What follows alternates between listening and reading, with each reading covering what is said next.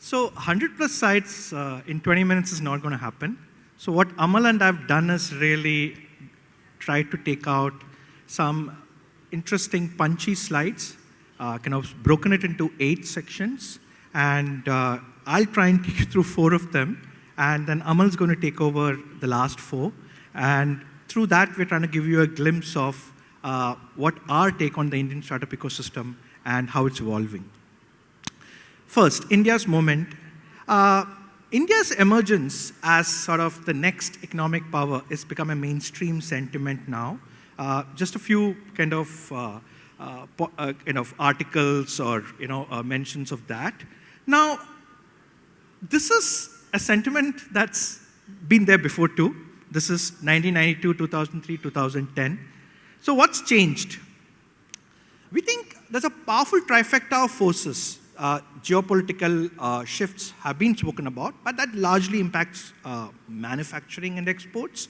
But really, both are public and, I would say, private, public digital goods, as well as physical infrastructure changes and developments that we're seeing have impressively kind of reduced, I would say, a lot of friction, business transaction friction, over the past few years. India is formalizing pretty fast. We're beginning to bring a lot more people into the mainstream. The number of taxpayers who pay GST jumped from 6 million in 2017 to 23 million. 6 million to 14 million in 23. So that's a testament to how the tax base is formalizing. COVID saw how we were able to use Aadhaar, for example, to kind of vaccinate the 2 billion doses. So these are all changes that we're seeing as a result of the formalization that the Indian economy is going through.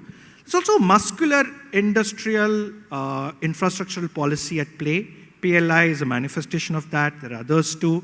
So all of these are kind of coming forth along with the geopolitical shifts to make it a never-before moment for India. As a result, we are the fastest growing economy in the world today and major economy. And this is likely to continue into the next year as well. Now, I'm going to come to an interesting factor about India, how our production functions, so to say, how our GDP kind of can be deconstructed. Unlike China, we have a very high emphasis on private consumption. That's the top chart. 60% of our GDP comes through private spends that we, as households, do. Government spends are much lower. More importantly, look at that gross capital formation. We underspend on productive assets compared to China. A lot of it is due to the debt that China has loaded upon. That helps. But also the fact that gross capital formation has a direct impact on GDP and growth does harm us to a certain extent. Historically, we've never crossed 33%, and over the last few years, we actually come down, and now we're going up again. So we do think that while there is huge buoyancy, positivity, and all of that around, we also have to make sure that the gross capital, gross fixed capital formation keeps growing and kind of grows past 30-35%. Sort of, if you look at the Indian growth model, and if you look at, for example, the precedents that have come before us, and you have the East Asian tigers, which is Taiwan, Hong Kong, Japan, before that, South Korea, and all of them really had an export-led model. Unfortunately, the geopolitical shifts that have happened, and globalization tailwinds are much lower, mean that India can't pursue. Plus, we are a much bigger economy. We can't pursue the kind of labor-rich export model that these countries did. What we really have in India is a very unusual set of factors. We have like a huge diaspora. Okay, we have strong English-speaking population. We have a very small set of elites. Our education system is very heavily tertiary strong and not primary strong. All of those factors, along with, for example, the formalization that's at play, all kind of brings forth a very interesting kind of developmental kind of model, which has never been seen before. Domestic strong, not export strong, but medium export, very strong on what's called digital welfareism. India can be seen as a digital welfare state. Very strong domestic economy, And sort of, I think internally, Amal and I were kind of talking about this, and we said one way to think of India is as we don't have a strong East Asian growth model. What we have is a weak East Asian growth model, not the muscular carnivorous model that the East Asian tigers have, but sort of a vegan model as we think of it. So that's sort of our take on the distinct Indian growth model that's emerging. Now look at venture, macro to venture. Very quickly, India is actually the 4th largest venture market in the world, okay? Despite being a 2.5K per capita economy, we actually punch well above our weight. It's actually a chart comparing it to China and how China, for example, despite its share of the global GDP, it's kind of under-ventured in relation. Here's kind of an interesting chart Amal put together. If you compare our venture ecosystem to mutual fund inflows, look at India, our venture ecosystem, this is what was deployed last year, CY21, and this is what the net inflows into mutual funds were. It's 1.6x. US is the other way around. It's 1/4 of mutual fund. We have an oversized private capital market and an undersized public market. This is a fascinating chart which I got from Neelkant of Credit Suisse yesterday. This actually looks at India unicorn valuations as a function of the listed market cap. India is at its highest. So if you take China, US, etc., the unicorns are much smaller as a percentage of the market cap than, for example, than India is. So this is also another kind of example to say how overpowering our private capital market is. And that kind of brings me to, very quickly, before I set up the next one, this is basically the 2022 kind of 2019 to 2022 growth. And while India kind of declined from about 30%, China declined about 50%, India declined about 30%, much of the decline was led by growth. So growth halved. Seed didn't halve, seed was about a quarter down, but the average seed check went up, in fact, but growth halved. And that actually brings me to the fact that as the market kind of got a little sour, we saw the number of listings go down. Now, if you put all of this together, the fact that we have an oversized private market, we have growth as a very significant driver of the venture market. It's oversized towards growth. The fact that listings have come down brings me to a particular point that I really wanted to make, is that we are listing much later than we should. This is actually a chart looking at 2 financial services companies. HDFC listed in 1994, about 6 months after they started up. Over 99% of the value that they created has gone to the retail investor. Paytm, and I could replace it with any other kind of Indian company, Zomato would be similar. A lot of the value, over 100% of the value has been captured by private investors. The public market investor hasn't been able to capture that value. And this isn't particularly true only of India. US also has similar stuff, if you look at Google versus Uber. But in India, in a market where it's trying to evolve, I think we are missing a trick. It's actually a chart, if you look at China, despite the venture market halving, etc., had a terrific IPO market. And so if you look at, for example, this is sort of India, this is sort of the money that went into growth, 16 billion. We had a very, very small tech IPO market last year, not even $1 billion.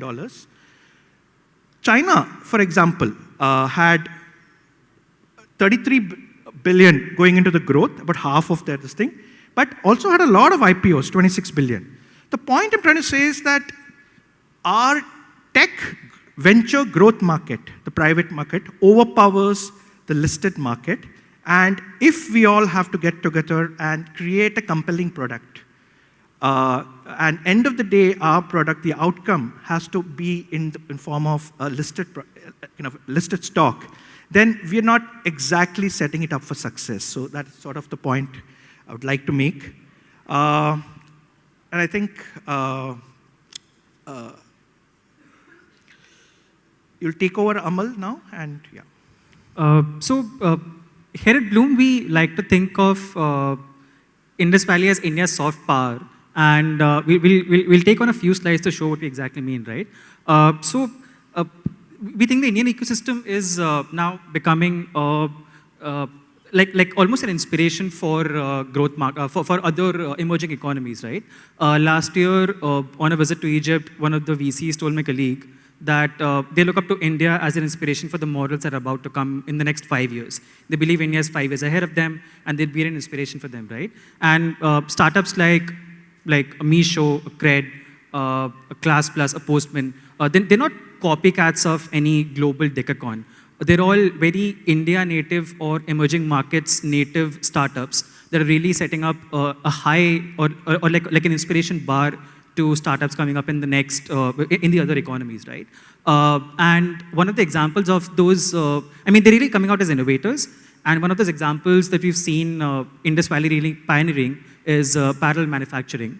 Companies like Zekvert, Nexpert, Grow Your Fashions. What they've really done is, for example, that they've taken a lot of orders, distributed in the wide base of MSMEs and manufacturers that we have here, use the concept of parallel manufacturing to make sure that they can reduce the risk in quality, the risk in timeline delay, etc. Right? And that's why I think we think that constraints breed innovation, and this is like a really great example of that happening in the startup ecosystem.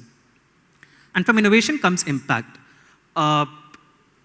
Indus Valley now accounts for roughly 10% of all white-collar direct and indirect jobs in India, in addition to the 4 million gig worker jobs that they've created in the last few years, right?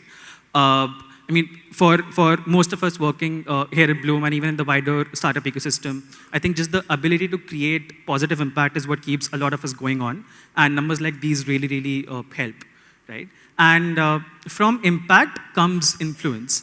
So for the global audience, I think it really helps to visualize IPL as India's Super Bowl, to think of its impact and the kind of impact that startups create. For the Indian audience, I don't think there's a need to explain.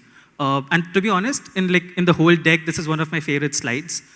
Just the sheer number of increase in logos in the top half of this page as you go from left to right is enough to tell a story in itself. Talking about how the Indian market also really looks like when you get to its intricacies. So India, I think, has got the second biggest internet user base after China. And it's got the biggest user base when it comes to free apps like a WhatsApp or an Instagram or a Facebook, right? But when you move from user to consumer, when you move from free to paid, you see a sharp drop in the number of consumers. If you look at all these consumer brands, right, they've mostly got paying users in low double digits or like high single digit million numbers. Someone like a Nykaa, for example, 12.5 million users. Zomato, even while the annual base is higher, the monthly transacting users roughly 15, 17 billion. Even Hotstar, while it's got a much higher subscriber base, 50 plus million, I think a lot of it is also to do with cricket. And now that we see the tide changing in terms of streaming cricket rights, we're not sure where it'll settle with, but there's a sharp drop in the number of consumers that exist. And even within these consumers, there's also an interesting way that we look here at the Indian market, and this sort of was used by Kunal Shah of Cred. He looks at India as the Dow Mao farm of the world, where you've got a large number of users, but when it comes to ARPUs, the numbers aren't really pleasing, to put it mildly. If you look at Daily Hunt, for example, 114 million DAOs, but 175 million ARR, right? That's an ARPU of $1.5, and it's just almost 1/8 to 1/10 of the ARPUs that you get in the Western markets out there. So difficult markets to build in, and even within this small consumer base, there is a brutal power law that exists in these consumer classes, right? A very small minority of high-paying users account for 33 to 50% of all spends and transactions. If you look at Zomato, if you look at UPI payments, the flights taken, even the income distribution. So as we said, all in all, difficult markets to build in, but a salute to all of them who are doing it out there. And just moving on to a few playbooks that we've also seen emerge in the ecosystem. starting with SaaS, we've seen two distinct SaaS playbooks. One is what we call as like build in India for the globe, or as we call it, the big companies. Your Freshworks, Zoho, ChargeBee, for example. And the other kind that we've seen come up in the recent years are the Bharat SaaS plays. And there's distinct kind of playbooks that both of these types of plays have taken over the last decade, as we've seen, right? If we start with vertical SaaS or Bharat SaaS, just taking two examples again, there's like numerous models out there. On the left, you basically see Class Plus, for example, who've imposed a marketplace layer to overcome the small market that SaaS has in India, that vertical SaaS has in India. On the right side, you see the example of Zetwork, who've moved from SaaS to providing a full stack consumer CX, everything in manufacturing, right from design to fulfillment, right? So we've seen various kinds of innovative models out there when players are building in Bharat SaaS. And the second major kind of model that we've seen, the big playbook as we call it. So it was really pioneered in Chennai by a small set of what are now massive firms. And the traditional motion that they took was just taking SMBs as their ICPs, inbound marketing, content marketing, generating a lot of inbound inquiries, right? Which were then closed by a strong inside sales arm, which were back then sitting all in Chennai, all remote, well before COVID. And while you now have a lot of companies, for example, product-led motions by a Postman or a Lambda test, or even community-led SaaS plays like a Hasura, we still think that this is where it really all began. And this slide's all but a note to that, to sort of a playbook. And then finally, moving on to some unique Indus Valley playbooks that we're seeing in the last few years. First, I think all consumer marketplaces and even B2B marketplaces, we're seeing them expand to eventually offer private label brands in a bit to increase their margins, right? Whether it's apparel, furniture, wellness, grocery, even in other categories that are not listed here. We see all of them, and actually in all of these categories, we'd see the share of online private labels increasing year on year, right? And it's really like a playbook for all these marketplaces to eventually get into to make sure that they have decent margins. And one more curious thing that we've seen is what we call as like merchant media, basically ad incomes from e-commerce companies, right? And merchant media in calendar year 21 hit 20% of all digital ad revenues. We think a third of this belongs to Amazon, but even across like other players, Nykaa, for example, almost made us 10% of their overall revenue from merchant media, right? Which is almost $50 million. And while the ad income is just around like 2 to 5% of the overall GMV, it still accounts for a lot of profits. Meesho, for example, half of their gross profits were just from ad sales. And as we're talking about these e-commerce platforms taking on ad income as a revenue stream, we also have an example of one of the cleverest Indian fintech startups taking on e-commerce as a revenue stream. So what we have here is an excerpt from a slide from a pitch deck that we received. And what's really interesting to note here is that while Cred in India, it has just about 1/10 of the overall user base that perhaps Amazon has. In this case, the revenue that the startup was getting from Cred's channel is almost 30 to 40% of what it was getting from Amazon, right? So, what Cred's really done in this case is build a curation discovery layer for India One e-commerce. So you've got all these plays coming in together, which are leading to the creation of like very distinct Indus Valley unique playbooks, as we've seen. And I think we just like wrap it up at like on a slightly lighter note. I think like last year when we released the first edition of the report covered a lot of breadth. And this year, while working on its second edition, we were forced to go into depths of it. But we still think we've only been able to barely scrap like the surface of the Indian startup ecosystem, right? Regardless, over the last few months, Sajith and I have learned a lot. And we've tried to distill all those learnings into a 125 slider deck that we'll release on this Friday. So watch out for that. As always, questions, feedback, criticism is all welcome. And I think that's it from us. Thanks for listening patiently.